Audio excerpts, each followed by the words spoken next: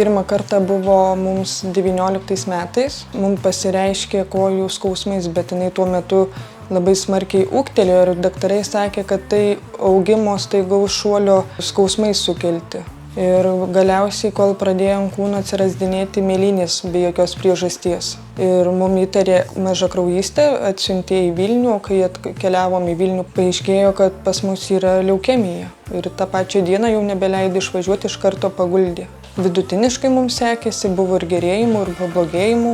Baigėm gydymą ir 2 metai, kaip ir buvom pasveikę, važinėjom tik tais pasitikrinti kraujo rodiklius ir prieš mėnesį atvažiavus paaiškėjo, kad mūsų liga vėl sugrįžusi.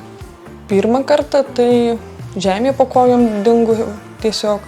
Žinojau, kad ši liga yra nepagydoma. Vis tiek jinai kažkada gali atsinaujinti. Ir susitaikiau su ta mintim, kad vis tiek ateis diena, kada jinai gali sugrįžti po metų, 10 metų, po 50 metų.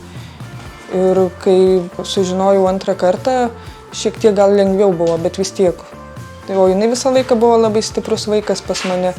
Ir dabar jinai, kaip jinai sako, sugrįžom antrą kartą į namus. Šitą ligą priėmiau kaip draugą. Atėjai. Nekviečiau, bet tu atėjai. Aš tave prašysiu išeiti, bet tu neišeisi. Tai svečiuokis pas mus ir susidraugausim. Kai sužinom, kad vėl nebegalėsim grįžti į mokyklą ir visi mokslai tik tais kompiuteriu, tai jisai labai didelis pagalbininkas ir nereikės vargti jai per telefoną darant užduotis ir daug lengviau bus. Norime labai padėkoti visiems, kas prisidėjo prie šito Laurutės išpildymo. Didelis ačiū.